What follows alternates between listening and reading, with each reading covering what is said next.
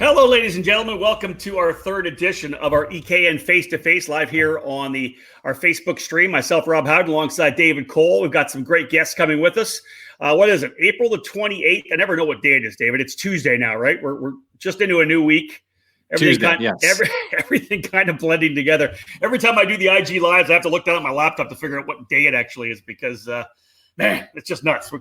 I have a paper calendar. It's easier just to kind of, glance That's over old there. school. It's notes. You got to have all these little notes, when you're coordinating everything, and I always got the paper calendar. So I just do the quick glance. I'm like, oh, wait. And then I'm like, what week are we in? That's the hard part for me is what week are we in? I know it's crazy. Things are going by. It seems like they're going by fast and they're going by slow. And I'm working more hours than I usually ever do. I'm commentating on iRacing events now. We've started the Face2Face. We've been doing almost daily IG live interviews with people within the industry. I've been doing the same thing for my Road to Indy Insider side of the things, and it's just been unbelievably crazy. So a lot of iRacing stuff going on. David, you've been doing some iRacing or what? It was really sad yesterday, and I mean it's sad, but it's good. But I hear your voice all the time. I hear Xander's voice all the time. I hear Eric Brennan's voice all the time. All three of you were broadcasting at the same time yesterday. I went from the Rock race, hearing Xander. And then I'm like, wait, Rob has a race. I was on Apex listening to you call a race. And then WKA had their race with Eric Brennan on there. So I was like, all at the same time, all three of you. So you can run, but you can't hide. It was triple the win bags. We're just trying to keep our voices in tune for when we're getting ready to go racing again. That's pretty much what it is, I think. Yeah, that's a workout. So let's talk about what we got going here. We got a couple of guys waiting in the wings. USAC Karting has been this a program that kind of course, came out of USAC, which has been around forever, the United States Auto Club. They brought a karting program out, and kind of right with that, David, was the launch of the Battle at the Brickyard. You got a chance to go before I did, but last year, both of you and I were at the Indianapolis Motor Speedway for that event, and they've come in a different angle. They haven't come out saying, hey, we're going to be this big sanctioning body. We're going to start supporting clubs and have a rule book. And it's more, hey, you know what? We want to put a couple of races on and want to have some fun with everybody. That's kind of the way. Well, and we'll talk to Mike Burrell more about that. But it's been interesting what they've done and the mark that they've left in only a couple of years. Well, when you add a name like Indianapolis Motor Speedway, that helps build a core foundation so it gets people on board right away. And then you bring back an event like the Elkhart Grand Prix, something that was historic and iconic in the late 80s, early 90s, that was actually broadcasted on television, was something that who've been in the sport since then or before then knew it was a big deal. So that resonates with a lot of people. And, so they're staying home. It's all within the confines of Indiana. So that helps. Yep. There's a lot of motorsports in Indiana, and that helps to feed that, again, that base, that grassroots level. And that's kind of where they're focused on. And as you said, they're not about taking over the world of karting. They're just here to provide some really cool events. They're hooked up with the SimCraft 24 Hours of Orlando, the last two years doing that. So they've branched out a little bit. They branch out here and there a little bit with some other events, little low-key events. They're branching out with the esports as well during this downtime, doing working with TJ and doing the SimCraft thing Wednesday night. Get on your sessions tonight to get qualified in the top 40. Believe me, you want to be in the top 40 to make the big show. There it is. All right, well, let's get through this now because we've got joining right now. I've got Mike Burrell from USAC Karting. We've got Jason Burgess, our chief starter, and we got Rick Folks as well. Let's bring them in. David will dial things in. There's Mike. Let's move things around. There's Jay. There's Dave's getting a handle on the production, guys. Right there. He's actually not on here right now, so we can slash him because there's just the four of us here. But anyways, great to have you on again, Mike Burrell in the top corner. I got to figure out where I am here. Over here, Jason Burgess, and down here, there it is. I feel like it's an episode of the Brady Bunch right now. Rick Folks with us as well. Guys, thank you so much for joining us here on Face2Face. It's interesting how the COVID-19 pandemic here has kind of made everybody push beyond their boundaries. It's kind of weird, isn't it, that we're doing this kind of a live thing. We're doing iRacing for your customers. Let's start with you, Mike. It's interesting times for karting and for USAC in particular. Oh, absolutely. I mean, it's interesting for everything right now. I mean, no matter what you do, in real life outside of racing. It's definitely something none of us have ever lived through. So, well, let's just jump into this right now. Let's because I want to obviously use this show for those who may be coast to coast and don't know a lot about what you guys are doing and why you've done it. When did USAC karting start, and what was the genesis of it? What was what kind of fueled this concept of bringing the karting program into USAC? Well, we'd talked about it since about 2010. Kevin Miller, USAC's president, and I, and then we kind of, things got kind of stalled in 2011 when Dan Weldon got killed because he was such a big influence on karting in this country and everything, and such a big star. And then kind of after that, a few years, Tony George Jr. and I were at lunch, and he's like, "Hey, why don't we talk about bringing this go-kart race back and just doing it with USAC," which didn't really have an interest in karting. They had an interest, but they hadn't done anything with it. So we just kind of made it happen, and in 2017 started at Indy, and at the same time, Elkhart, the mayor of Elkhart at that time, Tim Neese, was talking about bringing the race back there, and went up and talked to him and said, "Well, here's a plan to make it an event, just not we're going to come to town and race and leave, and see what we can put back into your economy and for your city." So that's kind of how we started it. And ACUS is USAC's a member of ACUS, so they were kind of putting some, not pressure, but saying, "Hey, USAC, you ought to look at getting involved in karting too, because you kind of got the whole steps, with midgets and sprints and everything, steps to NASCAR or IndyCar, whatever you want to do." And that's kind of where the whole genesis of this came from. And the crazy thing is that you guys come out of the gate with, of course, the Battle of the Brickyard, the first one there. You get that going again with the street race in Elkhart. Go big or stay home, I guess. This is it, right? You guys go hardcore.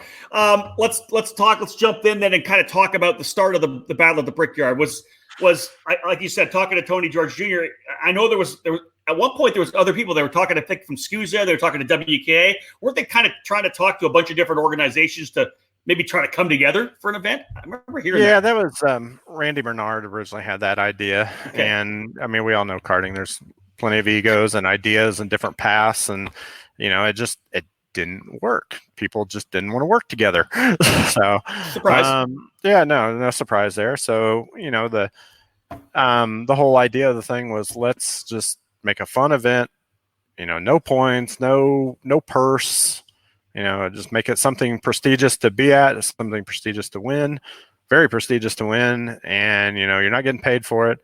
We're just going to have fun. There's no points, relax, come out and race. And the formula's worked. Yeah, we talked about it last year when David and I were there. I think you and I were trying to kind of coin it as the country's largest club race, because there was just an amazing vibe to being at that race. Obviously, for the first time for me being there. David had been there before. I know Jason, you could talk about it as well for being the flagger there. But Mike, it just what a huge success story over 3 years. Amazing. Yeah, and that's that was our aim. And Rick and Jason and I talked about that from day one. Was just let's get together and just if we keep a fun attitude, a fun relaxed attitude about it as the people putting it on, hopefully that trickles down and everybody's just like, chill. Right. So far we haven't had any big fights or anything, and if we do, I'll take care of that. I have no doubt you will. Jason, let's come to you, chief starter for USAC. You do a lot of races. Talk a little bit more about the behind the scenes of this event. I don't think people realize actually how much goes in to putting this event on. Oh, it's literally 24/7. I think Mike and I talk when he's trying to eat dinner about 3 times a week at least. Just got a camera in his house for that, obviously.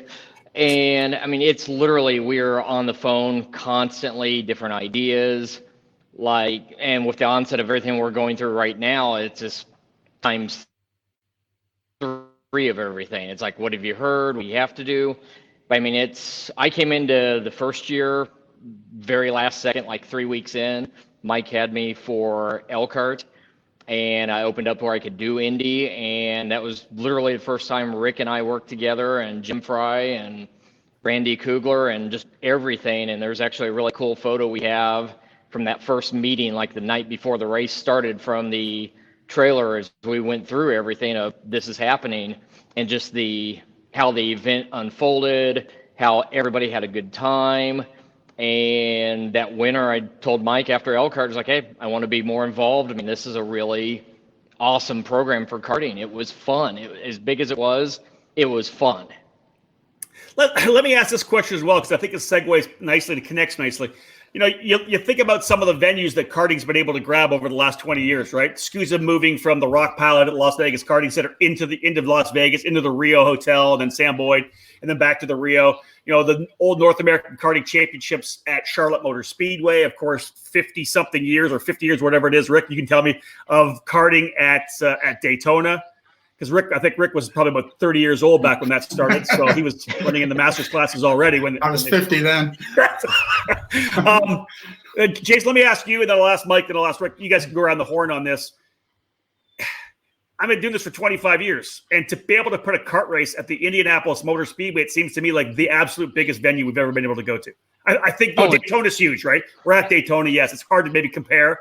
But to be able, after this many years, to get a race at the Indianapolis Motor Speedway, Jason, Mike, Rick, what were your thoughts that day before you guys were putting a race on at, you know, the greatest spectacle in racing, essentially?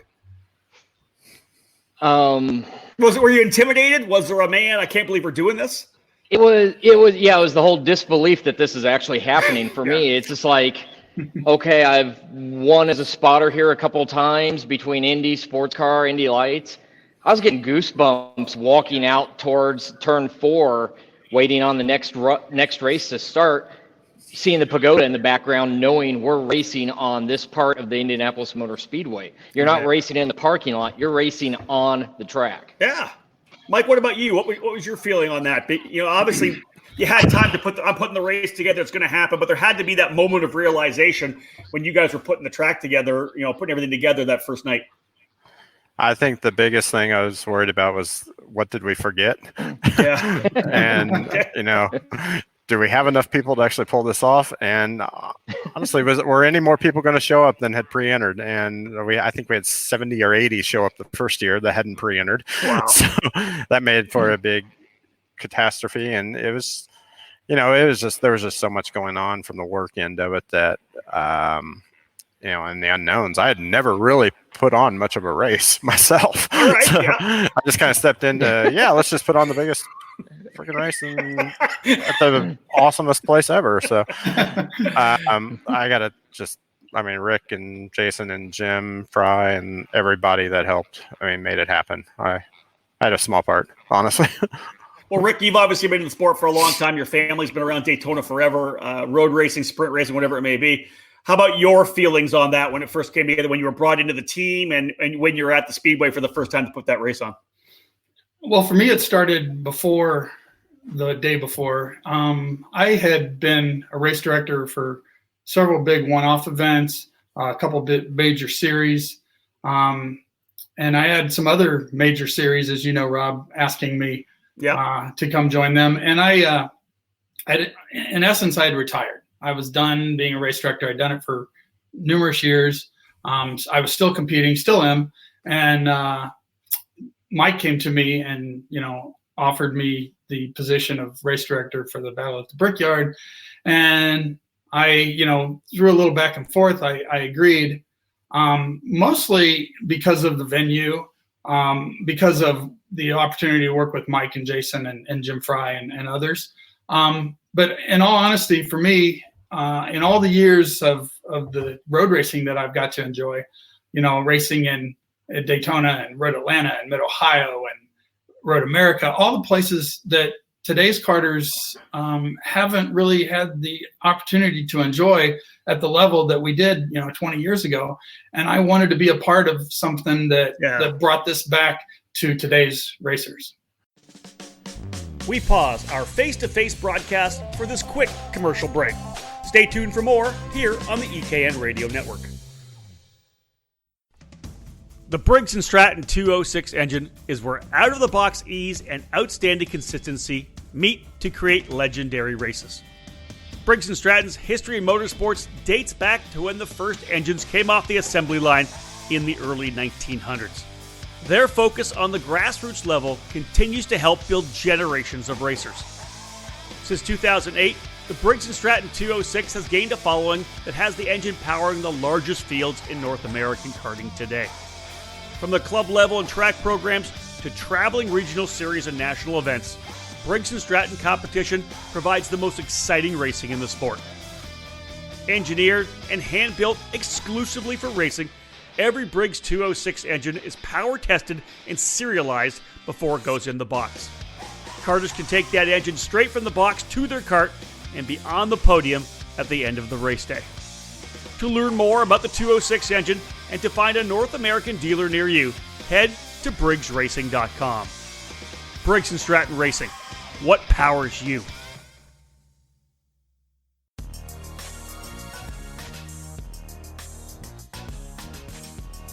"2019 was a great year, no question. But the offseason is here, and I know that your mind is already thinking about next season. We all want to get better and improve our skills and our racecraft. And maybe you're tired of missing the podium or even the championship. So what do? Here's what I think. Take a breather from throwing money at the newest speed secret and a new chassis you don't quite need yet. Invest in yourself. Take yourself to the next level as a driver. If you want to improve your results, do what every athlete does, regardless of the sport. Get professional coaching. And in karting, there's only one choice. The Alan Rudolph Racing Academy, located at the state-of-the-art Speed Sports Racing Park in Houston. Alan Rudolph is a legend in our sport, and he's been a coach for over 15 years. The Alan Rudolph Racing Academy offers custom coaching programs for newcomers and experienced racers alike. Train with a champion with over 30 years of racing experience to get proven results. Get ready for 2020 by calling 866-607-7223 or head to speedsportsracingpark.com to learn more.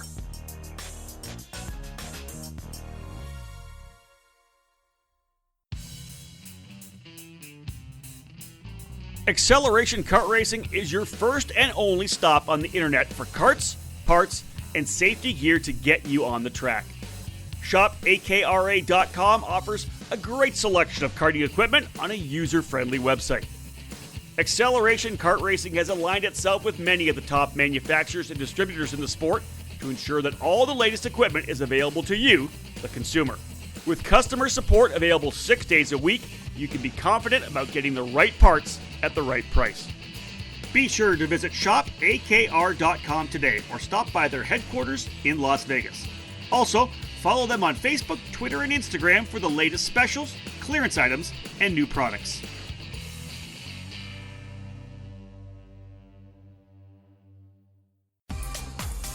Welcome back to Face2Face on the EKN Radio Network.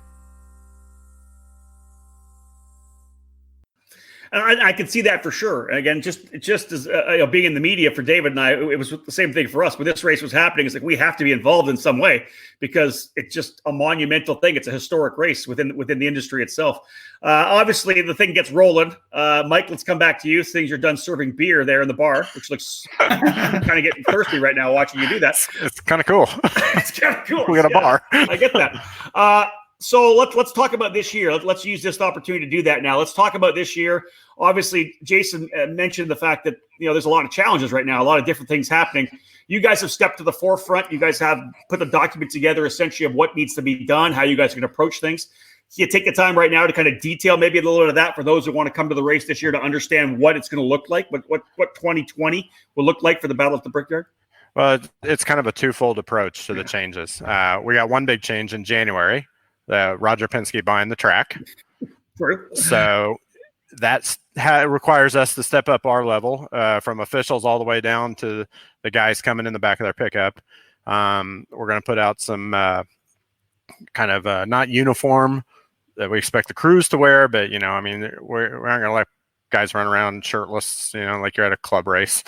So we got to be a little more, as Penske calls it, Penske perfect.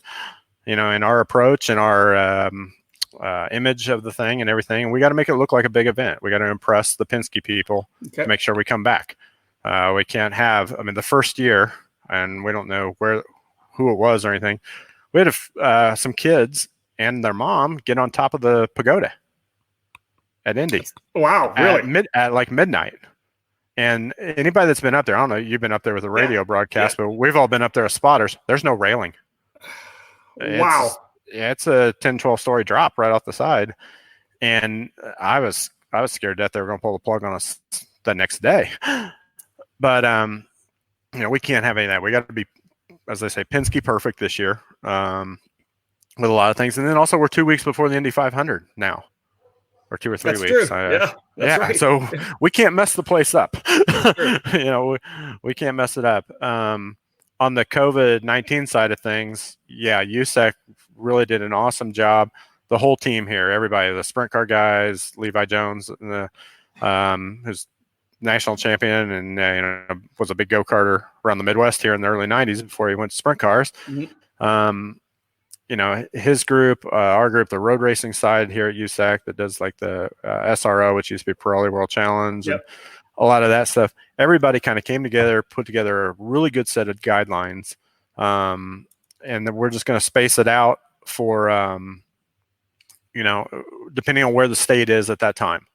So right now it's kind of we got to have trailers spaced apart. All registration is going to be online. We're not going to be able to do walk-up registration. Okay. It's basically you're just going to pull up. We'll scan. You'll have to have your QR code that comes with your registration.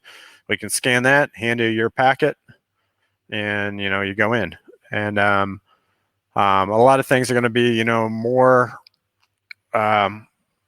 Unfortunately, they're going to be a little more not as social. But I mean, that's the world we're living in. It is. That's right. 2020. Yeah, we're not going to be very social. Yep. I don't know yet if the concession stand will be open. It kind of depends on where the state of Indiana is at that time. I don't know a lot of stuff. It depends on where we're at. But USAC put out some really good guidelines for if your state's in phase 1, phase 2, or phase 3 of reopening. Kind of that goes with what the president and the federal governments put out as different stages of reopening. So hopefully by the end of July, it's just like, yeah, come on in. Let's all give a big group hug or something. In theory, and we can just have a normal event. But if not, we're ready with some ideas to space the trailers apart a little bit, space the grid apart, limit the amount of people in grid. And if we have to, even right now, those guidelines call for you can only bring X amount of people to the race with you. So if you have a big family where you're bringing, 3 little brothers and 2 little sisters and grandma and grandpa, you can't do that right now. Where the state is right now, you bring driver and mechanic and parents. Driver plus 3 right now. So hopefully by July, that's all relaxed. So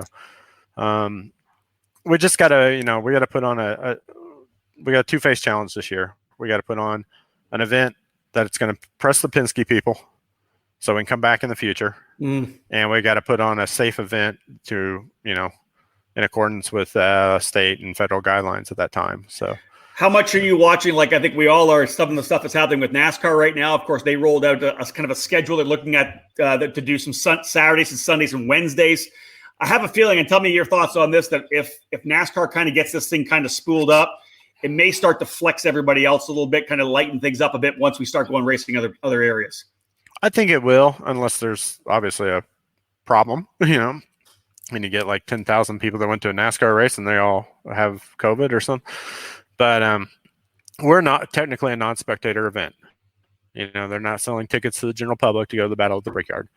So, in that case, we don't have to have all the same guidelines as a NASCAR race or an IndyCar race, having people in the grandstands. So, we've had a meeting over here with Doug Bowles, who's been a big supporter of our event anyway. And he's like, yeah, you know what, right now you guys are still on schedule. Everything's, as is, because, you're a non-spectator event. So yep. Fingers crossed. Well, here's a question coming in from Gary Calling. I know Gary from up here in Ontario, and I think we're going to see a lot of people coming in from Canada this year. He said, if you're coming in from Canada, can we register a week before or so if the borders are even open? Are you going to have registration open a bit later now that you can't have any kind of walk-up at all?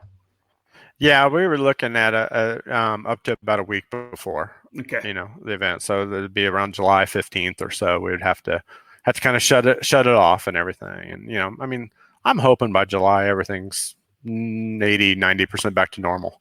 I agree with you. I'm hoping the same thing. Let's go to Rick real quick. Now, how does that affect, Rick, the kind of the race control side of things? Essentially, how's that beer taste up there? Burrell, you suck. He does suck. This should be we should rename this the Happy Hour with Howden, and we should all have cocktails right now. That's what it should I be. like that idea. That's what should be happening. I'll be right back. I'm not driving anywhere. Maybe we'll do that down the line. Maybe we need a couple of Thursday or Friday night Happy Hour with Howden. You know what? That could be some spirited banter, I think, on there. Basically, what we heard from Mike was this. Oh, Alicia just brought me a beer. No, I'm good right now. Burgess, you need one. Mike was talking about separation. So, Rick, what challenges do you see when you're having to talk to a driver? Is it going to be this 6 foot back here? You go stand here, and I'll stand here and yell at you from here, or what's the? It's interesting. Well, first of all, there'll be no drafting, no bump drafting. Of course, yeah, right. Everybody have to wear their helmet backwards, things like that. Yeah. Now, obviously, as far as the social distancing, we're gonna tell people. Well, like Mike said, it's going to be dependent upon where the state is at the time. I mean, if here in Illinois, starting May 1st, masks are mandatory. Face masks are mandatory if you go out in public until they lift that restriction. I don't know what it's going to be like in Indiana at that time. We're going to do everything we can to remain the proper distance apart that the guidelines are at that time. We're going to have some challenges with the grid. Obviously going to have people. It's easy to separate folks on the grid. It's going to be more difficult after the race when everyone comes in, to the scales. I was going to say that. Yeah, that's going to be a big one. Yeah. Right? Maybe everybody keeps their helmet on. I mean, I don't know. We are just starting this from the beginning, just like everyone else. Maybe, and it's always been a rule that a crew member is not supposed to join you in line at the, at the scale line. But, other than at pretty much the big super nationals and the big national events, that's kind of a relaxed rule as well. Well, we may have to be a little more strict on enforcing that. We do want this event to still have the feel of, like we said earlier, just the United States' largest club race. Yeah, we want people to come and have a great time. No pressure to win. The pressure is on you to have fun. And, I think with everybody in quarantine, whatever we give them with the restrictions in place will be widely accepted because people just want to get back to it. Agreed. And I think let's put this out there right now because I know that we're all worried about this race that's going to happen at the end of July, mid to the end of July. That's the date, right? July. Yeah. What is the exact date? Mike, 24th. 23rd, 24th. Okay. Yeah. So we're almost. Thank you. And I'm muted. It's almost 3 months away. And we're really 6 weeks into this whole thing we've had with the COVID-19 anyway. So let's have an understanding that we're probably going to be in a lot better shape, of course, than we are right now. So that's first and foremost. One thing I'll ask Jason this because now there's a change in the track too. That's the one thing this year, right? We're not going to be pitted in the same spot. We're going to be pitted over. Yeah, I forgot about that. On the It's all right, Mike. I'm here. I'm here for you, bro. Check your email actually for this gives weekend. us more Track room. maps. One of us will stay sober so we can ask the right questions here right now. So. We pause our face-to-face broadcast for this quick commercial break. Stay tuned for more here on the EKN Radio Network.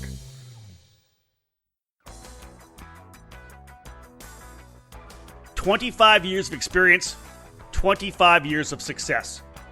Greg Bell and Leading Edge Motorsports are heading into their third decade in the sport with winning momentum and the best material possible. Last year's monumental victories at the Rock the Rio and SCUSA Super Nationals have proven what the sport has long known. Greg Bell is one of the finest karting tuners, and he and his drivers can get the job done. Looking for a change in equipment?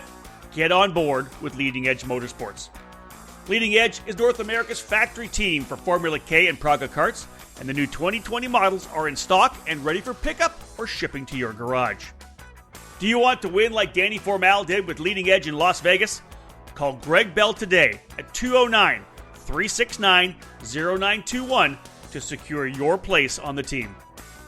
Leading Edge Motorsports will be trackside in 2020 at the Challenge of the Americas, SCUSA Pro Tour and California Pro Kart Challenge, Rock Sonoma, and the KPX Karting Championship in NorCal. From Rock to Miami to Briggs, rely on Greg Bell and Leading Edge Motorsports to give you everything you need to step into the winner's circle. Check out leadingedgemotorsports.com to learn more.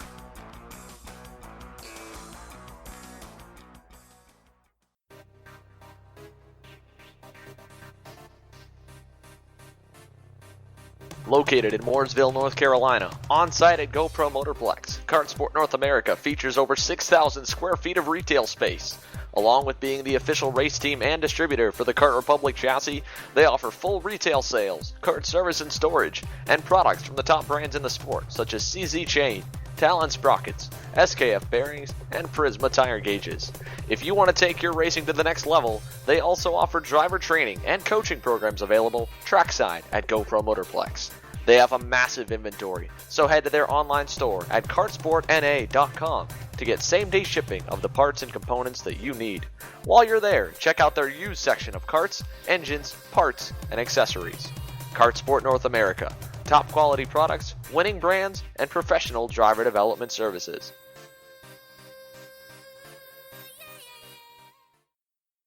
History, success, family. Those are the three words that describe Comet Kart Sales, one of the longest tenured karting businesses in the United States. The family-owned operation is located just outside of Indianapolis, and they have provided karts, parts, and services for thousands of racers throughout their near 6 decades of business. Comet's online store features everything you need, continually adding new parts to their product line. Comet Kart Sales attends dozens of karting events every year, offering trackside service for racers and families. Karting veterans Mark Dismore Jr. and Gary Lawson provide one-on-one driver coaching and tuning assistance for each trackside customer. The engine building business, Comet Racing Engines, has won countless major events and championships over decades of karting, and they continue to offer the best trackside service in the industry. Make sure you head to CometKartSales.com or call them at 317-462-3413 to be a part of the Comet Kart Sales family today. Welcome back to Face2Face on the EKN Radio Network.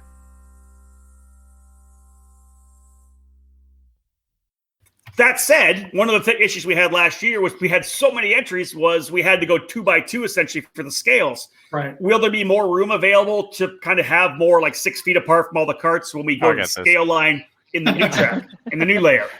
So yeah, I went over and measured everything for the new layout. Okay. The whole run to the scales is like 800 feet.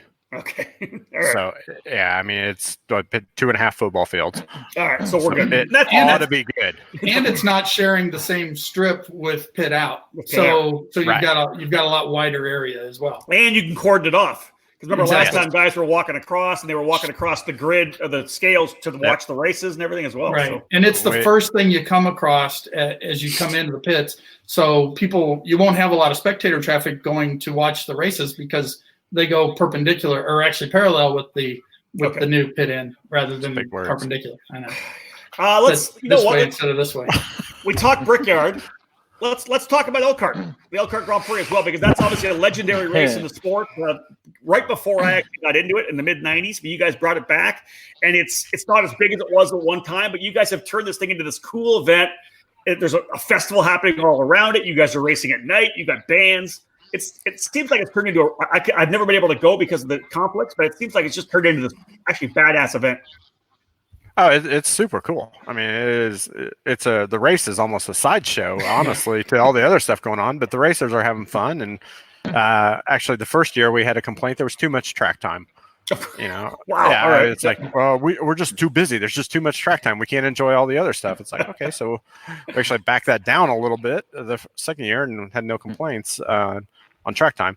The biggest conflicts we have with Elkhart right now is just, going to the COVID-19 thing.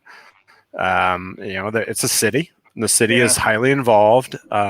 We have to have the city's support to make the event happen. Just logistically, fire, police, everything else, ambulance. And, if we can't do it because of COVID, this year, hopefully it'll be back next year. The sponsors are all still behind it. The local fans, we've been getting a ton of plugs on Facebook from locals that, really enjoy the event, and we want it to happen. The date right now is in limbo. It's a week before the Indy 500. Yeah. So, we're a little bit busy. All of us. So Yeah. we're all a little bit busy. So, USAC still has a big involvement in IndyCar, whether, around the area and everything. So, logistically, it's going to be tough this year to be on schedule, but we're working with the city. In fact, I emailed them right before I got on here, and we're looking at ideas, to make sure it happens, and make sure it happens long term also. Yeah, and again, it's the thing about that race. It's not like the Brickyard where it's no spectator event. We bring everybody in, we lock them down, we can take care of everything. Because of everything around the fact that it's an actual it's a city event, right? It's going to have its own close challenges. to 10,000 people at it last year. Wow. Saturday before the concerts, and when we're wrapping up the features, we did the podiums on stage for the main concert, and there were probably 8,000 people there watching everybody get their trophies. Yeah, that's awesome. Where else in karting, are you going to have 8,000 people at your podium? Yeah. So, and Clayton Anderson, the country act who was the main headliner, he actually stopped. He did 3 songs, stopped, let us do the podiums, and then restarted his music set, which was awesome. incredible. I love that. That's amazing. And he's up there clapping, welcoming everybody on stage. Sorry, some hot girl just rode her bike down the street here. Squirrel. Yeah, I know. Shiny.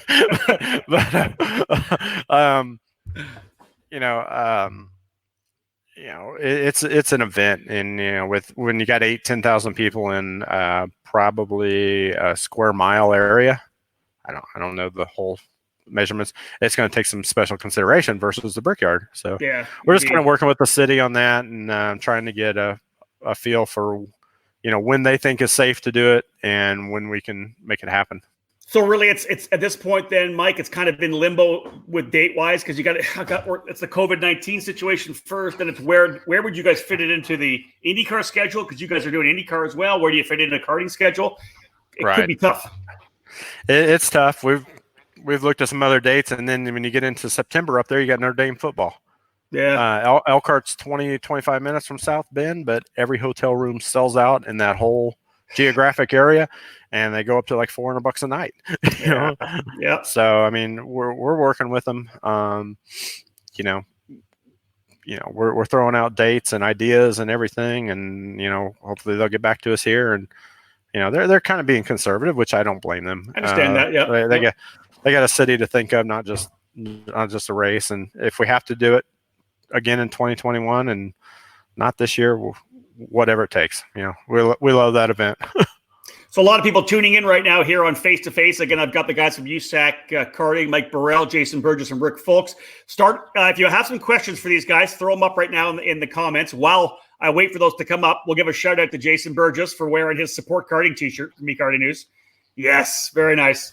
Jason, let's have a chance. It's not really on topic with what's going on with USAC, but let's talk a little bit about your flagging, because it's obviously something that people absolutely love. I know you give a good smile there, but it's part of USAC. It's part of what you do. You're a very vibrant flagger. Talk a little bit about you getting into that part of the sport, because it adds so much, I think, to the overall event. Everything I've done in racing hasn't been by the books. It's just literally when it first started, here's the flags.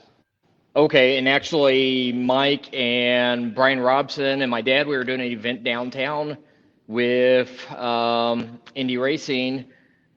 See, Mike remembers this. And he had people from Hollywood there, and it became a joke, and Mike and BR was like, go lower, go lower, go lower. No, do this, do that, and kind of how you're working the flags and all that. It just became a game for us the whole night, trying to go as old school as possible, and it just kind of stuck.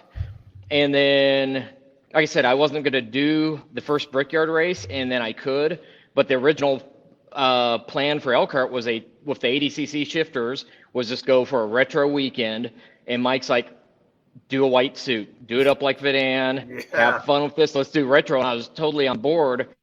And then when I called him 3 weeks before Indy, he's like, yeah, you're in. And I was like, white suit, do it up. He's like, yeah. And that was same deal with Mike. That was my first major race. So it was just like, I think I had the warning label on me, like everybody, like when I talked to Rick, I was like, just be prepared. It's going to be a little bit different where I'm at compared to anything else you've seen. It just is what it is. I love it. And it just took off from there. I don't think people realize, because you're on the track so much, but again, we're at the race, and of course I was driving, Dave was driving. Everybody knew how hot it was this year at the Battle of the Brickyard, sweating, tired. Anytime you get a chance to give Jason a hug, dude, you were like a walking wet napkin, because that jacket was drenched. And I give you props for doing what you did all week, because early on you were already soaked. Oh, it was funny because I think Bowles came up to me and put his arm around me like Sunday night. He just kind of immediately did the jerk reaction of his head. And he looked at me. I was like, is that sweat? I'm like, yeah. He's like, oh, you're okay? I was like, I've hurt myself bad, but I'm okay right now. That's it, right? Hey, we got one question coming up here, Mike. Gary Calling asked again about questions for hotels closer to the Indy track. Of course, that's something you can go online. But more the question is, are you allowed to camp on site? Can you do that at the Brickyard weekend? Yes, you can. Okay. It's a $150 fee. Because we have to pay for extra security and everything all night long. Yeah. But yep, there is camping on site. I don't know if that'll be limited because of the COVID thing. Right now, I have it limited on the entry form, so we don't overextend ourselves and have to tell somebody, sorry, you've been booted. But we can put up also information on hotels around the area, anywhere on the west side of Indianapolis, Brownsburg. Yep. Are all within about 10 minutes of the racetrack. So let's bring this one here up as well. You guys can feel free to slam them if you want. But Tom Harleman says, when is the statue of me going to be put up in the paddock for this year's race? Jason. So essentially, Tom, all I got was laughter. We're gonna have to make a mold, so this is gonna get interesting. Hey, I do got a funny story. Jason was talking about that celebrity race we did like 2 nights before Indy. I don't know when that was, like 2010 or 11. And some of the celebrities that were there, the guy that played Shooter McGavin in Happy Gilmore, was one of them in a go-kart, and he was smash drunk. They never should have let him out there, but he was like one of the bigger celebrities at this thing.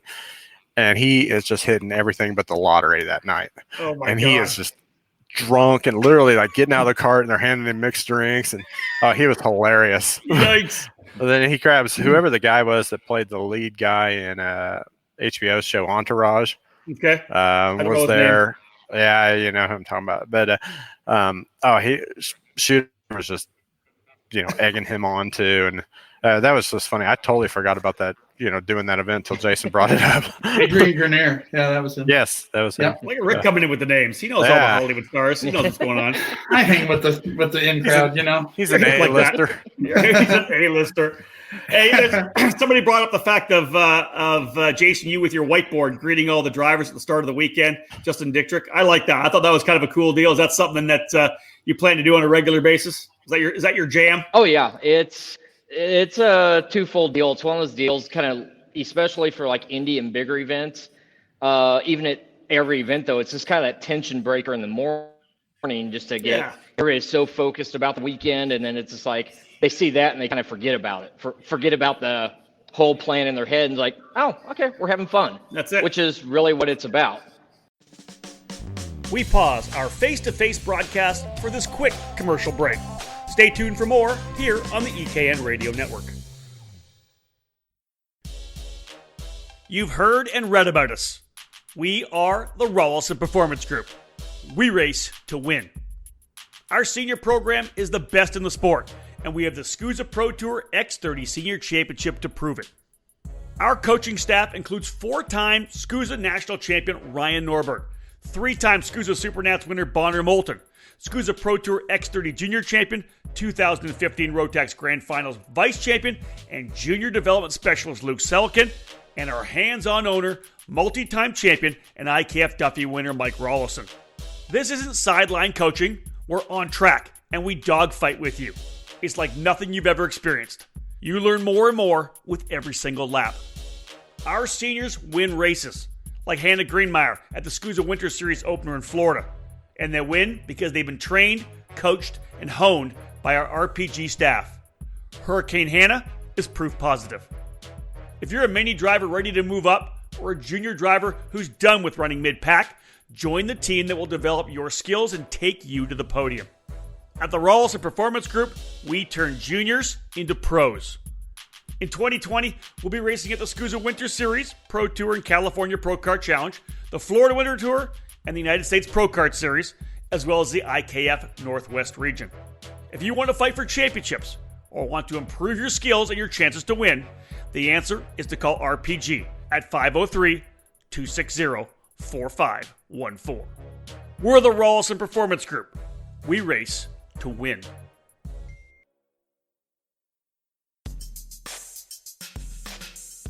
In racing, experience is priceless.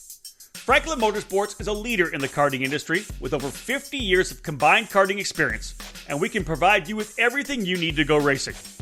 With a large online product selection, select track support events, and a wide variety of shop services, Franklin Motorsports is your complete karting source. Check out our online store at franklinkart.com, where all our products are just a mouse click away. We ship daily to ensure that you get your order as quickly as possible, and we are constantly adding new products to our online store. We specialize in IAME engines, Tillett seats, ceramic product line, OTK products, Briggs & Stratton engines, and of course, our championship-winning Merlin chassis. In our online store, you'll find a variety of items to fit your karting needs. Franklin Motorsports is also known for our wide variety of services and is home to Innovative Engine Works by FMS, our in-house engine service department. Frame straightening, kart prep, and dyno testing are all services offered regularly at Franklin Motorsports. For all things karting, visit franklinkart.com.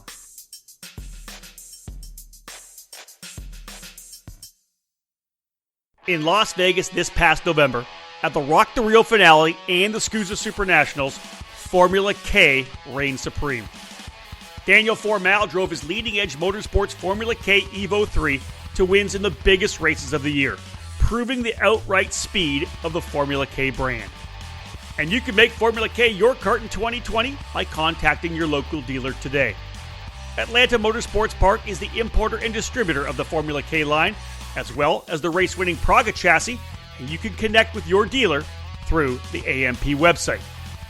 The new 2020 Formula K Monster Evo 3 is ready to ride and win, complete with IP Karting's new STRB brake system.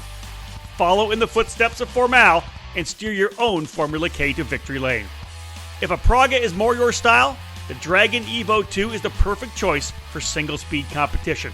Bolt on your IAME X30, Vortex Rock, or Rotax Max and go out and win. Atlanta Motorsports Park has both Formula K and Praga chassis in stock to support new dealers, and they have previous year models in their inventory available for racers who are looking to get a winning chassis at a discount. Head to atlantamotorsportspark.com/karting to learn more about Formula K, Praga, and AMP's karting program. Welcome back to Face2Face on the EKN Radio Network. You know, one of the things we didn't bring up yet, and I know that Cole and I, we were together with the whole deal, but it's the lap around the track, right? And the cool thing was, I remember when I don't remember going across the yard of bricks because I was looking at you, Jason, the whole time when you were flagging. I totally rolled across and didn't even look down to see the yard of bricks. But that's to be able to flag that lap for everybody. I know that's a pretty amazing thing. I loved it. I thought it was just the coolest deal. Yeah, being able to stand right where I'm able to stand at for that deal is really special. And then we got a little I don't know how to say it. But talking to Dan Skyver, our contact at Indy, he's like, yeah, you guys have been so well behaved on that lap as a group, karters, that, you know, we were doing it by class. And, you know, and that separated some of the teams. Like, you know, I know like Trinity, Sean Bailiff's group, they wanted to all be together, you know, for a photo. But some of them were separated because, you know, it's had some guys in this class and some guys in this class. But, you know, Dan said this year, he goes, if you guys can maintain being behaved, you can line up however you want. So, nice. You know, well, yeah, if you got a guy on a Briggs and you're on a shifter. Go-kart racers did something right? Oh, Well, the first year we did it, I stood up out of the sunroof looking backwards at a Tony George Jr.'s Suburban, and I'm giving him the evil eye, and I pretty much said, Yeah. Anybody screws this up, and I think I was a little more French than that, Likely, but anybody screws this up, you're out of here. I'm just going to pack up your stuff and throw you out the front gate right now, and that remains. Especially now with the new management over there, we have to be proper. That's it. So Jason, you're being called out to talk about your chicken suit, racing in a chicken suit. Thanks, Pat. I don't know anything about this chicken suit story. What's the chicken suit story? We did years ago with Mike Oddie, OMG. Yep. Actually, this might have been with Mike at this point. We didn't have the graphics for the kart minis yet. So it was like, just as a joke, we just put the chicken pit special on the side of the cart. Yes. Just for testing at Newcastle for a couple of weeks. And everybody started joking about it. And we'd had a really bad season the year before. And I looked at one of the guys like, okay, if we win 5 races this year, I'll do practice at next race in a chicken suit. And went out and we won like the first 5 races of the season all straight in a row. So by the time we got to an IKS race, here I am in a grid in a chicken suit running practice all morning. I love it. That's fantastic. Now, let's spin off that. We didn't talk about it. Obviously, you suit up for your flagging duties. You go full old school USAC, which I think is classy. I think you were Elvis at one point. But for the Simcraft 24 Hours of Orlando, did you not have like a full lighted suit so people could see you at night? Oh yeah, yeah. We had for the 24 Hours of Orlando last year for TJ's first outing with us. I had basically we called it the Tron suit. It was all blue LED light up. That's it. And then I went through and handmade one for Elkhart, especially last year, and used it this year for the 24 as well to freeze in. And it was like white pinstripe LEDs, red accents, and just it's nuts. Had the flags lit up, the whole 9 yards. I love it. All right, let's look forward. Mike Burrell, what's coming up for USAC? Is there a thought of another race, or is 2 pretty much what you guys are happy with right now?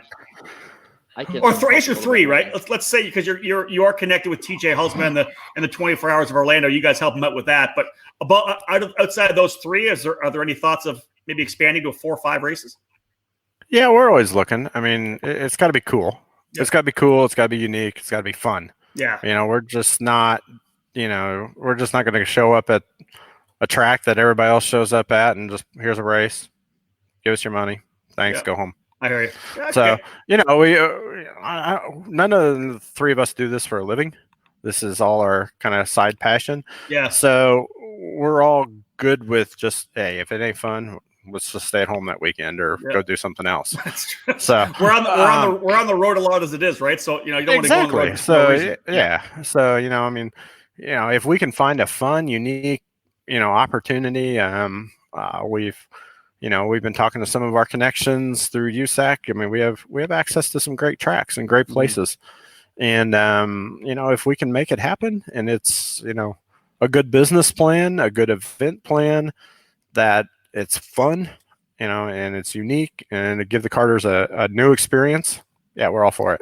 I'll just throw it out there right now because I think it connects really good with USAC. And I know Chris Wheeler talked about it at one point. I'd love to see a dirt sprint track event somewhere. That I think would be a good connection with USAC. That's something that I think would be badass. That would be. I don't know how many people would actually show up, though. Oh, man, I think that'd be so much fun. Yeah, I think that'd be great. Be a blast. I think it'd be great. Okay, Rick. Let's go to you. Let's cap things off here. We're 40 minutes in. You're looking obviously at the season. Are you still working right now with the work you do with GM? What's your status right now? Actually, it's Ford. Don't let them hear you say that. I apologize. My apologies. Actually, I'm doing some online stuff, kind of similar to what we're doing here, but as far as the hands-on traveling, all that's been halted. Okay, it's all online. Okay. Yep. The spotting stuff obviously has slowed down or stopped because there is no racing, other than the E stuff or the I stuff. No, working out in the woods, cutting down trees, just kind of hanging out. We were talking about Jason joining us, and when Mike, when he and I were talking about putting the staff together, he said, I've got this guy who's going to be a good flagman. I think he's kind of new, but man, he's enthusiastic and he'll give 100%. Well, we didn't realize he was going to give 1,000%. And, so he's our mascot. Mike's the feel good guy. And I'm always kind of the heavy because I have to enforce the rules. But like Heidi said, we need EKN face masks. That'd be cool. We gotta look at that. Whatever we've got that can make the event fun, make it unique. We're all about that. And I emphasize again what Mike said. If it's not fun, and if you're not coming to have fun, don't come. Yeah. Stay at home. That's it. Because one bad apple will upset the whole cart. So let's have some fun and get back to racing. Just by the way, Mike, got a couple of guys all over the dirt sprint. Aaron Kruger's liking the dirt sprint. Brian McCaddy said he'd be first in line for a dirt sprint deal. Doug Fleming talking about having a dirt road course in Carlsbad. They do some dirt road course racing already out there. So I just want to plant the seed. I think that we could do it. Yep. We got a 1/4-mile dirt track at Indy, so we could probably cut a little bit in the infield there and do it at the same time. Oh, now we're talking. Something to do on Saturday night, I guess. Now we're talking. I like it. Look, I like it. All right. What about you, Jason? Same thing. What's keeping you busy right now? Still working what we have hours at the shop, which is still like till about 2 or 3 in the day. It seems like we're doing a lot more work behind the scenes for Indy and Elkhart right now, and it's just like 2 or 3 times a day. Even like we get stuff from our FIA liaison. We're looking at what's been canceled, what's been postponed, concerts, fairs, you name it, across the country. Just trying to figure out a game plan. Yeah. Had a good phone call with the Buckeye Karting Series with Scott Benton this morning, just kind of talking about their plans and what they're looking like compared to what we're seeing here. And it's just, I think we're kind of busy. It's like I said, it seems like we're busier now than we were before. And we're not even on the road right now. That's it. Right. That's it. I see. And everybody's doing the same thing, because we're trying to, bob and weave with what's happening, but then we're constantly changing our plans moving forward, depending on when we come back to racing. I get that for sure. All right, Mike, we'll wrap things up with you. What are you doing to keep busy? What are your thoughts on this next month as we wait to go racing again? My thoughts on the next month are sad, because it's going to be the first May in my lifetime that, growing up half-mile from the Indianapolis Motor Speedway, it's going to be quiet. Yeah. So that's pretty big, but I'm keeping busy. Real job. Attaboy. All right. Yeah. Well, guys, thank you so much. We got a lot of questions that came in. That was great. Thanks for joining us here on Face2Face. I appreciate it. Rick, thanks for taking the time. I do appreciate it, my friend. As soon as Dave unmutes me. Thanks, Rob. It was great having you. Good to see you. Even hopefully next time I see you, it's at a racetrack. Oh, my God, please. Yeah, same with you, Jason. Thank you so much for joining us. I appreciate it. Having that beer, maybe a bit jealous. I might have to have one right now. It looks pretty good. Thanks, Rob. Thanks, Dave. Thanks, Heidi. Always a pleasure to spend some time with you guys. We can't wait to get back to the Battle of Brickyard. Mike Burrell, thanks again. I do appreciate it. You've also probably started a new happy hour with Howden. That's going to happen probably pretty soon. So count me back in for that one. We'll have Speedway's right there. 5 o'clock happy hour, last hour practice. Oh, man. Mike, thanks again, bud. I appreciate it. Thank you, Rob. Thanks. All right, guys, we are done here with the guys here from USAC. It was great to have Mike Burrell, Jason Burgess, and from Ford, David Cole. Ford. I know. I don't know how you got that wrong. I don't know. Ford. Bill Elliott, Davey Allison, all the great names that raced Ford back in the day. Come on now. That's true, man. A lot of guys on the Ford product. Got my shirt today. There it is. # support karting. Mine's on the way here. It takes a little longer to get to Canada. Again, we've seen a lot of people putting our support karting shirts up on social media, Facebook, Twitter, Instagram, whatever it may be. We love it, guys. Thank you so much. Remember, the concept right now is to try to take care of the industry who is struggling here. Many of these guys would have been back to the racetrack. They would have been at the SKUs this Winter Nats, or getting ready for the Spring Nationals, or the USPKS would have already got their first race started. A lot of these programs would have already been racing, And so there's teams and shops that are struggling right now. So the support karting initiative that we've got going, if you can right now, if you have the means, spend a bit of money with your local shop. Buy some tires, oil, fuel, buy some gift certificates. You'll pay the money now. You'll use it later. It just gets some money coming through the industry and some coming through the business right now. And that's really what we're doing with the entire hashtag support karting program. All the proceeds from that T-shirt are going to go to the EKN partners that make sure that we're here day in and day out. Are we getting more thrashing here? Gary Collins saying hashtag beat Rob Howden. I don't know what, like, come on. Jeff Deskins, does the track or race series matter when you hashtag beat David Cole? It doesn't. Attaboy, Jeff. It does not matter when I beat David Cole. And just so you know, from road racing, I've never lost to David Cole. He has never, ever, ever, ever beat me, ever. Well, 2020 is a new year, new era. So it is a new year. It is a new year. I mean, look at all the things that have changed in 2020. That's very true. That is one thing that will change in 2020. There's a good possibility. You've been very fast, but I plan on practicing like crazy. I plan on putting the time in to beat David Cole. It's going to be my only mission once we go racing again. Only mission. Beat David Cole. That's it. It's not. Unfortunately, it's 2020. It's a new year, new era. Listen, things are going to change. Here's two things. I was pretty fast at the Brickyard. And I'll be good. I think I'll be able to beat you again there because you just can't seem to get to the front. You keep wrecking yourself. I just suck at You don't know how to qualify. I suck at qualifying and starts. There's a possibility. There's a possibility that I may be able to run Rock Island. It's been like 5 years since I've run Rock Island, but the way things are shaking out, I could come back to Rock Island. You never finish at Rock Island, anyways. That's not true. Well, you rarely finish at Rock Island, and I think I've only not finished once. So you never ever finish and wreck most of the time. No. So I've got that handled. There's no issues at all there. Can I speak? I mean, the Grand Nationals for Cup cars, you can't even get to the first lap in the feature. So I'm not really that worried. The results will speak for themselves this year. And by the way, I raced 3 classes last year at Rock Island, and I finished all the heat races, all the features. So where did you start those races, Dave? It's P-Pick. It's all different. It's all different. It is. It is. To win first, you must finish. Unfortunately, I didn't do that at the Grand Nationals because I had your ass waxed. I probably would have lapped you. Hold on. Let's be real. We get started. I was starting ahead of you in the race.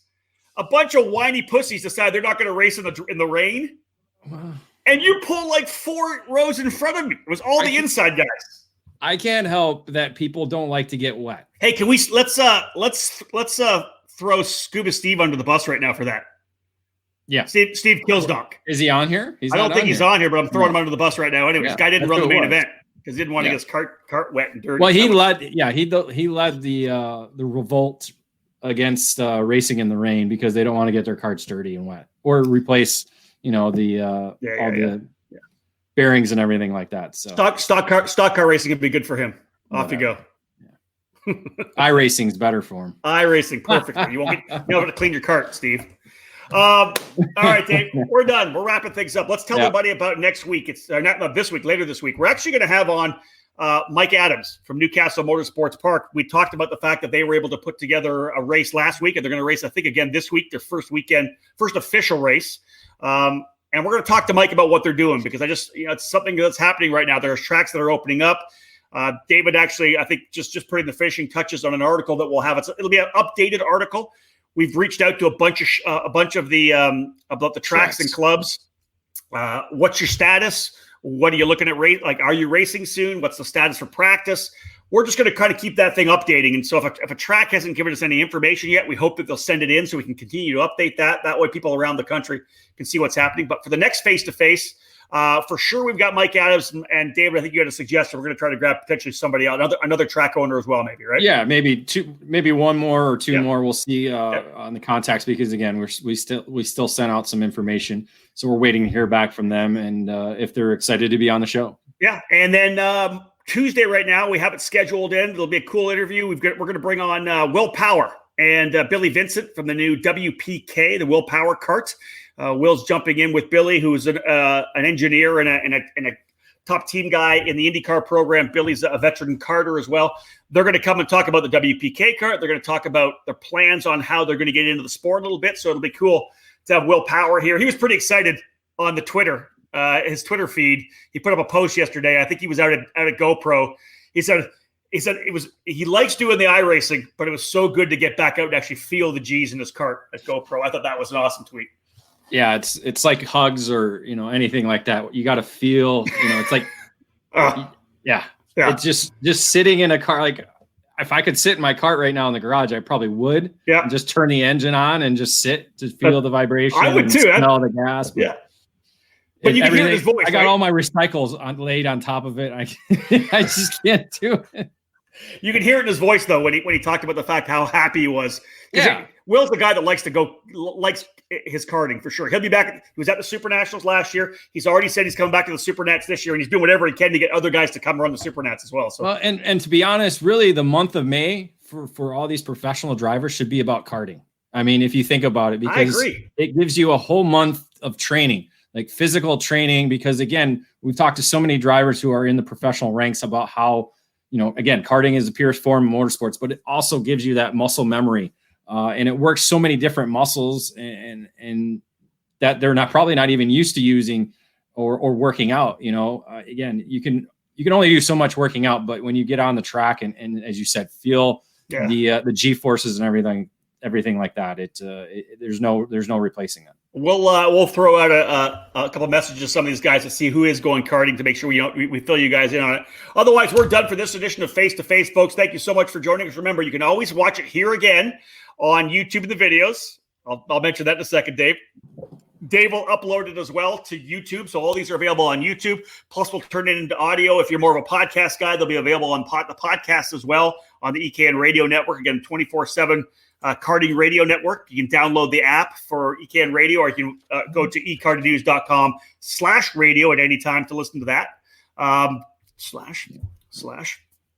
David showing off the Support Karting t-shirt. If you haven't bought one yet to show your support for the karting industry, ekartingnews.com/store. They've got adult sizes, kid sizes, and I believe it's available in both a cotton and like a high performance product, more of like a workout shirt kind of thing.